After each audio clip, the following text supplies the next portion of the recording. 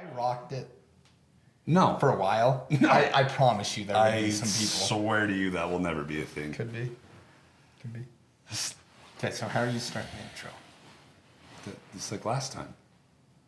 Just run me through it quick. So No. That's part of the magic. All right. That's part of the magic. Alright. Are we going?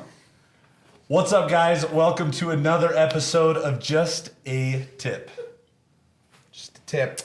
Today, we are actually sponsored by Sweat Ethic.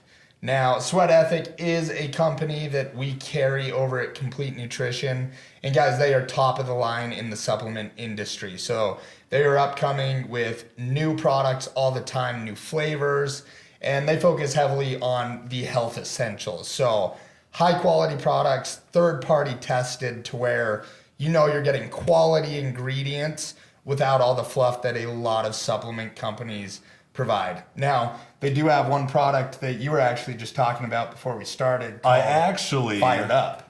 Just took some right before this, And it got which you is why I'm so jittery fired and up. uncomfortable. Yes. So it's part of my dad cocktail. Every time I need to engage in being a dad, I have to have more caffeine. It sounds out of control. It's in control. Now Fired Up. I'm in control of my caffeine, but Fired Up is so good. And it's not just caffeine, okay? It's clean. We do have 170 milligrams of caffeine coming from yerba mate, green tea, and guarana extract. No. Green coffee bean. Oh, okay, so they swapped that. And some Okay. Huperzine. Listen, this is dad ingredients. Run them through. Some Huperzine for focus, some theanine for focus on top of, and it's all natural caffeine, so it just feels nice and it tastes good. Which, if it doesn't taste good, you're not throwing it. What about the fiber? Oh, and there's fiber to keep things. We talked about poop a little bit last time, and it always makes that more pleasant.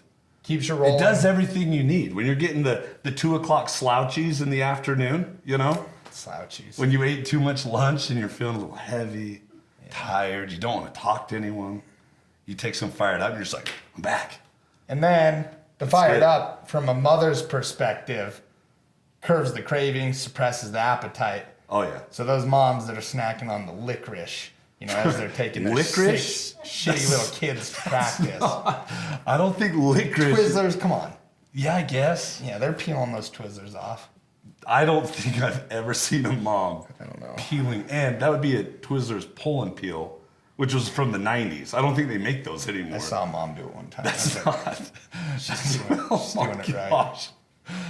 Oh, yeah. So literally everything Sweat Ethic, we carry almost all their products. They're so good. High quality. And the guys, and the coolest thing is the guys that own it and run it aren't piles. They're awesome guys. And so, yeah, we love and we support them and they support us. So it's win-win. Now, we have some really big news. Huh? I painted my fingernails. No. Oh, aside from that. Yes, the nails are ugly. What else? Yes, I got engaged to my gorgeous fiance, Elise. Hence the painted nails. That was part of it. Of course, I had to take her to get her nails done because she was looking a tad bit ratchet before. So No. Oh, no. not ratchet, but her nails needed some help. She's gorgeous. Okay, take that ratchet part away. I'm gonna get my ass beat there again. I'm gonna come home from every one of these podcasts and just get beat. Oh, God. But I'm engaged. We're stoked about it. Things went well. And you showed your love by painting your nails Painted black. my nails. They're charcoal. But you can take that off. You're Here. just choosing not to. This is a trend. All right. It's gross. I'm engaged. Sweat Ethic's great. We're hyped up on Fired Up. Dane has black nails. What are we talking about today? Yeah, what's the question? How often should I go to the gym? All right. Okay, we can work with that. Again, that has Multiple there's a lot avenues. of answers and avenues you can give that. The average Joe can definitely handle the gym 5 days a week. Well, and it depends the intensity, but I would say mixing up your splits, you go 5 days. Yeah, I would say key factors involved with that, right, is you have to look at recovery overall. So if you are in a position that you're just starting out with the gym and you're a newbie, a 5-day split's probably going to be far too much stress on the body to where you're not going to recover. And essentially, hold on. Oh my gosh. Okay, all right, go ahead. What are you going to say? Because if you're fresh into the gym, it's the classic like run through every machine, 3 sets of 10. You're not doing anything. Yeah, you can recover. So I was going off that. I'm not saying like a Dane workout. Okay. Come on now. So factors involved. Undercut me like that. Yeah, my Horse apologies. crap. Factors involved when it comes to how many days you should train. Sleep plays a role. Nutrition plays a role. And then obviously workout intensity plays a role. Yeah. For example, a couple of my clients, middle-aged moms, we started out rolling. I had them at a 4-day split doing cardio 4 days a week, and we weren't really getting the response that we were looking for. And as I dove into her previous lifestyle a little more and she kind of opened up to me a little more, we came to find out that she's been under chronic stress for the last 2.5 years. Cortisol bomb. Cortisol through the roof. And so 4 days of training and then 4 days of cardio on top of that was too much stress. So I actually scaled her back and told her she was only allowed to lift 3 days a week. And for her cardio, she was only allowed to go outside and walk. Something that's going to stimulate your parasympathetic nervous system and put you in a rest and digest state. And essentially, when I scaled her back, we started to see a lot more progress because we brought inflammation and stress down. Right. So in that scenario, you got to play the stress ball game. Absolutely. So going back to the question being kind of complicated, it's a very complicated question. So many variables: health history, age, nutrition, intensity, Hormones. hormones. Play a huge role. If you're a hormone monster, not sleeping, like you're not gonna be able to handle very much. But honestly, at that point, life's kicking the trash out of you anyways. So What do you do? yeah. And you hear people talk about overtraining being a real thing. And sometimes that is the case.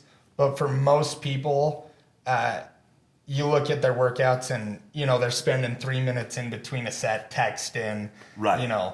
Slapping a dude on the ass as they walk by. I'm talking about myself on that one. Yeah. But anyways, right. With that intensity, you're typically not going to overtrain. Right. And so like you said, people typically could get away with a 5-day split. Right. Going about it from that. So realistically, it comes down to you need to get a legitimate workout regime.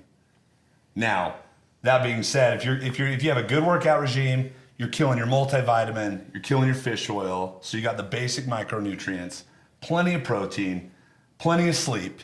If we're assuming all of those things, like you said, overtraining, it's pretty hard to do. Like most people will crap out mentally before they overtrain.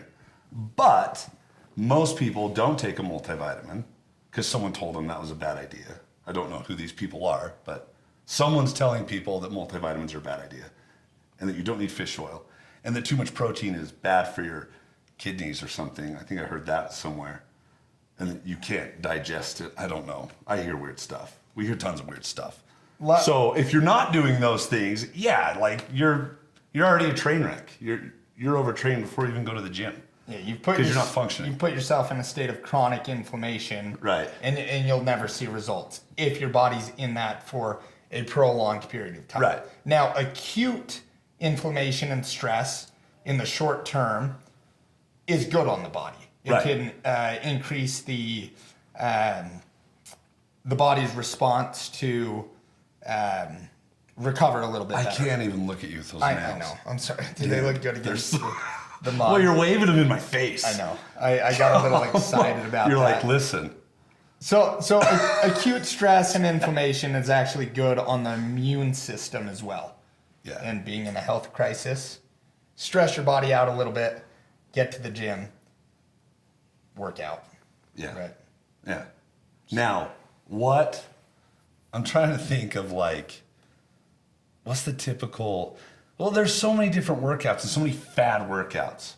No, I shouldn't say fad workouts, and this isn't to offend anybody, but CrossFitters, love CrossFitters, we love you, but they tend to hurt themselves. Because I feel like you get thrown into a situation where you're like, crazy workouts, crazy volume, crazy weight, really fast. And then it's like, see you later, 20 minutes of death. And then like, what about nutrition, you know? So I feel like it's probably one of the bigger flaws in the fitness industry is like, got a trainer, he smoked me, I'm gonna go home and eat whatever the crap people eat that's not gonna help them recover.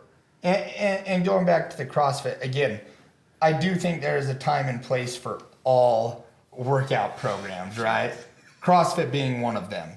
Right. But when it does boil down to CrossFit, like you said, lots of injuries. It's a very injury-prone workout style. You go in, you're in a group setting, and so everyone's pushing each other to be better, which I love. Like that environment is awesome. And we are not against CrossFitters. We're not against CrossFit. We're not against CrossFitters. What I am against, though, is danger and speed. These people going into these workouts never working out before in their lives. Right. And they're supposed to perform as many squats as possible. Right. Kip on the bar as many times as possible. If you're not familiar with kip, I make fun of that exercise because Lord knows why anyone does it. It's very inefficient, not beneficial. Just look it it gets up. the wiggles out. It's a pull up with the wiggles. It gets the wiggles out. It's the full wiggles. Will you perform one like just? If we had a bar, I'd do it. It's kind of like why you're doing a pull up. Like there's a lot of. It's pretty cool. A lot of that going on. So essentially, we're going to cause a lot of injuries because we don't know proper form, and then we're going all out speed for as many reps as we can to finish the workout as fast as possible. Right. And then you don't talk about nutrition. How do you expect to recover from that? Right.